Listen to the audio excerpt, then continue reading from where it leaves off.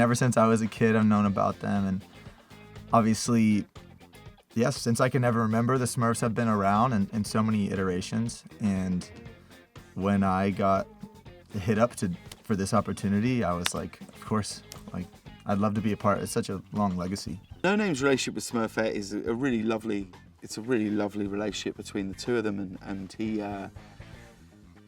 she's his ally and confidant, and is the person that tells him it's going to be okay and not to worry about this, and she helps him on this quest to find what it is that he is meant to do. She gives him some tough love at points, and she's also a brilliant singer because it's Rihanna.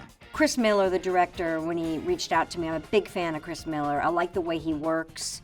I really like him as a person. I worked with him on Puss in Boots and had a blast. And so when Chris calls, I'm like, let me think about it, yes. My name is Nick Offerman, and I'm playing Ken, the brother of Papa Smurf. Papa Smurf is kidnapped by the evil wizards, 𝘠𝘠𝘠𝘠 and 𝘧𝘠𝘠𝘠, and things get kind of things get really existential really quickly, and the Smurfs determine that they have to seek out Ken to help them rescue Papa Smurf, and so it becomes a multi-dimensional battle. I always liked Smurfette, you know? She was feisty and had gorgeous hair. None of the other Smurfs had hair, really, so I liked the fact that she somehow managed to maintain hers with a hat on, which is hard. Who is Mama Poot, and what is a poot? I am pretty sure that she runs some sort of underground operation involving a speedy vehicle, and when Papa Smurf gets kidnapped, well, Smurfette's got one and only solution, to go to Mama Poot, because, well, she's the mama for the job. In Smurf Village, right, every day is a gift. It's utopian, it's beautiful. You start your day with maybe some calisthenics and a song.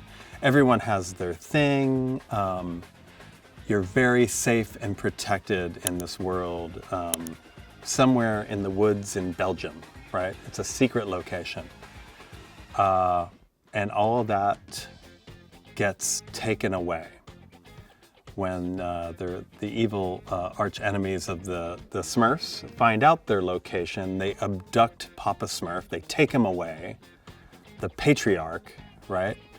And the movie really essentially, from that point on, it's a rescue mission. It's like they have to leave the safe confines of Smurf Village and head out across the world, across dimensions, in order to find their papa and bring him back home safely. I basically was drawn to this movie because Chris Miller and I have worked together in the past, and you know, we had a really great working relationship, and you know, he gave me this script and it was so funny, and you could just see all the possibilities to create a version of Smurfs that no one has ever seen before. We came into this trying to create a movie that would work for kids and people who knew and loved the Smurfs, but access a bigger, wider audience, you know, with Rihanna and with music, and just make it more exciting and theatrical and bigger than Smurfs have ever been before. I just saw this as an opportunity. You know, they brought it to me, and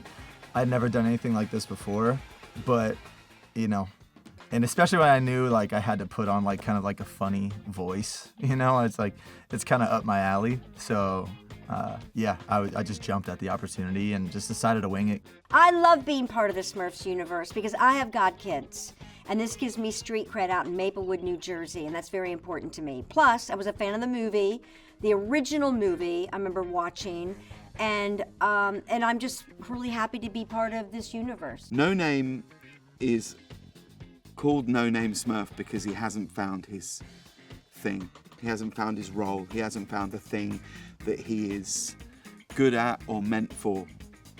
And that's really kind of the real big crux of the story of the film, really, which I think lots of people can identify with, that feeling of not knowing quite why you're here.